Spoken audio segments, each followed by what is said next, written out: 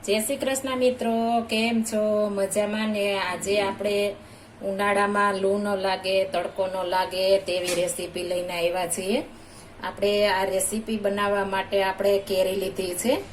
આપણે એકદમ સરસ ફ્રેશ કેરી આવે તે લઈ લેવાની છે અને અંદર સેજ જેવી પીળી નીકળે તે કેરી લેવાની છે. ઘણે ચડેલી, ટૂંકમાં ઘણે ચડેલી કેરી હશે તો આપણું એકદમ કેરીનું શરબત મસ્ત બનશે.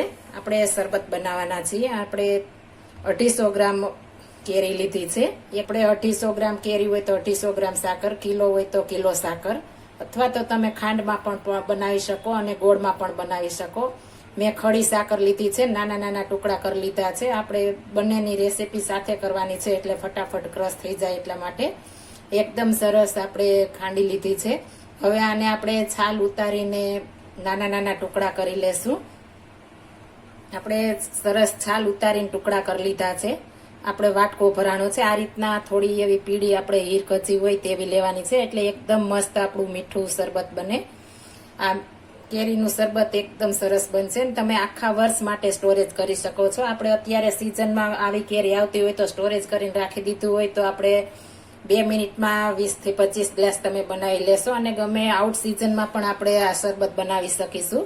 આ રીતના સ્ટોર કરીશું. તો હવે આ બંને આપણે સાથે ક્રશ કરી લેવાના છે અને આપણે ચૂલે ચડાવ્યા વગર અને એકદમ સરસ એવું આપણે બનાવવાનું છે કેરીનું શરબત.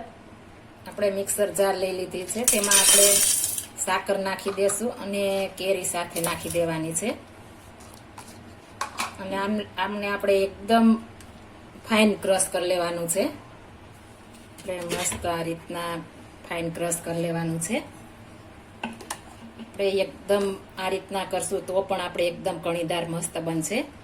હવે આપણે શરબત બનાવીશું.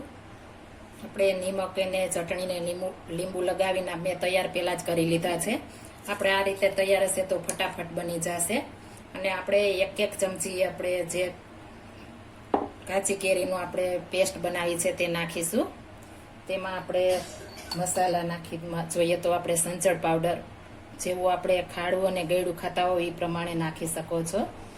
શેકેલ જીરાનો પાવડર, આપણે આ શેકેલ જીરાનો પાવડર નાખશો તો એકદમ મસ્ત સુગંધ આવશે અને ટેસ્ટ પણ એટલો મસ્ત આવશે. અને આપણે મરી પાવડર,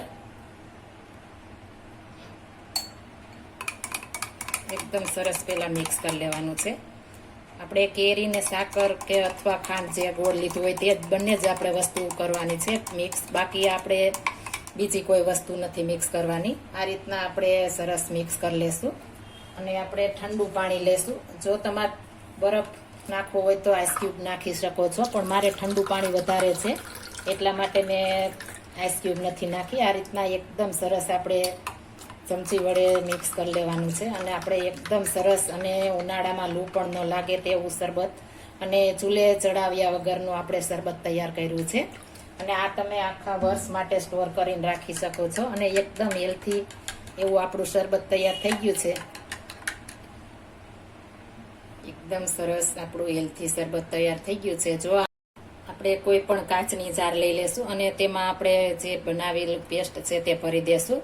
આપણે કોઈ પણ કાચની એર પેક લેવાની છે એટલે તેમાં આવું નાવું આપણે આખા વર્ષ માટે રહેશે. અને આને આપણે ફ્રીઝરમાં સ્ટોર કરવાનું છે, ફ્રીજમાં નહીં રહે. ફ્રીઝરમાં કરીશું તો આપણે આવું નાવું રહેશે. હવે આને આપણે પેક કરીને ફ્રીઝરમાં રાખી દેશું. એકદમ સરસ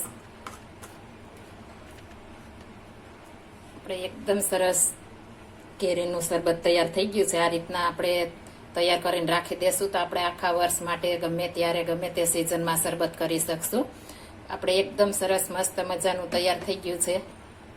જો આ મારી રેસીપી પસંદ આવી હોય તો મારી ચેનલ લાઈક, શેર અને સબસ્ક્રાઈબ કરી દેજો. ફરી મળીશું નવી રેસીપી લઈને. જય Shri Krishna. Thank you for watching guys.